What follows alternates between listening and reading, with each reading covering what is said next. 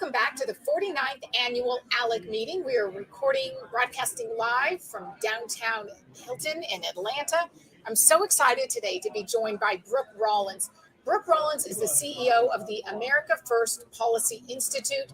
And Brooke, you're going to be addressing our state lawmakers momentarily, but tell us first about the America First Policy Institute. And you just came off your big summit, so we want to hear about that. But first, who is AFPI? Well, thank you so much for having me. Yes. It's so fun to be here. And Alec is I love this organization. I have worked with Alec and all these incredible people for almost 20 years. And I'm so grateful. Of course, I did a 3-year stint in the last White House with President Trump, running his domestic policy council. And so working with Alec even there made me realize even more what an important organization this is. And so I'm just so grateful to be here and excited. The America First Policy Institute was born just 16 months ago. Those of us in the last White House who had worked really day in and day out on an America First agenda, when it became apparent that we wouldn't be staying for a second term, myself, Larry Kudlow, Linda McMahon, Rick Perry, David Bernhardt, a lot of the cabinet members, and really a lot of the senior team too. And we realized that, we may not be here January 21st of 2021.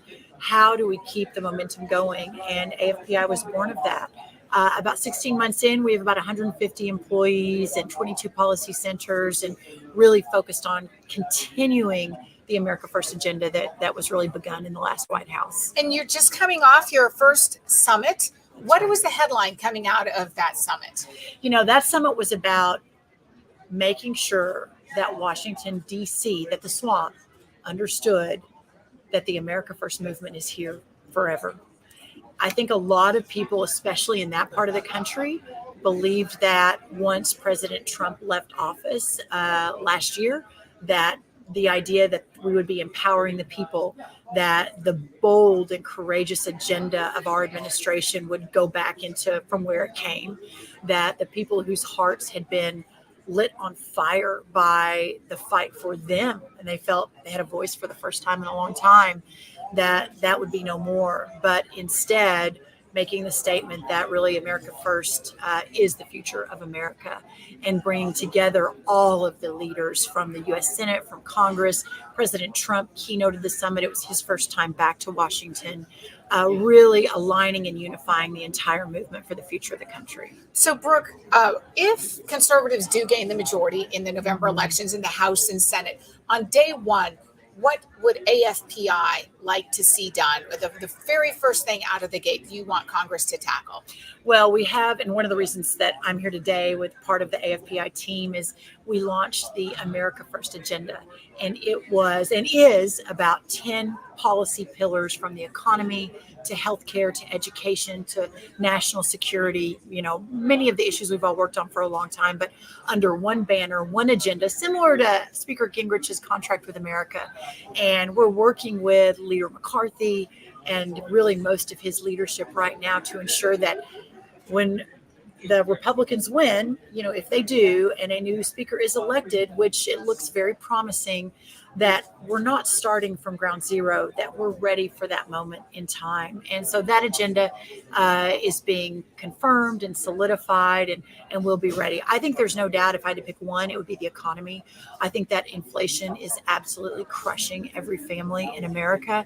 And we know the solution, right? It's less government, less taxes. And so I see, if I were to choose one, and it's not up to me, but if I were to choose one off of that agenda, that would be where I would begin. Okay. I think that people would agree with you. I think that's right. Yes. And what is your message to lawmakers? In just a few minutes, Brooke will be taking the stage at our big meeting here in Atlanta. What is your message to state lawmakers today? My message to state lawmakers today, as it was yesterday, as it was 10 years ago, as it will be 10 years from now, God willing, is that the states and these policymakers are truly the guardians at the gate for freedom, that our founders' vision of the 10th Amendment and federalism is never been more important, but also has never been more alive. And so the people that are collected here in Atlanta and this event, I'm going to be on the stage with Speaker Gingrich or before or after him.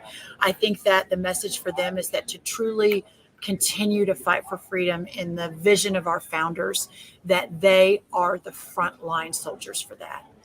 Well, thank you, Brooke. And I just have one last question before you head off to the stage. You've had a long association with Alec for many years. You started out in Texas at the Texas Policy Institute. Yes. What is the value that Alec brings to this conservative movement? Well, when we first started talking, and I said it then and I'll say it again, I'm not sure there is a more important organization for the future of freedom than the American Legislative Exchange Council. The importance of these state legislators having a home, having a place to trade ideas, really building on the laboratories of democracy, which is what our 50 states really are. The idea that the federal government should be the servant to the states, which unfortunately has changed through the years, but that's the founders' vision, and it's still the right and the righteous vision. How do we implement that? It is the people who are here today at this conference, and I'm continue to be so grateful for Alec. Well, thank you. That is a very, very kind of you to say all that about our members. We do have great members. So thanks. The best.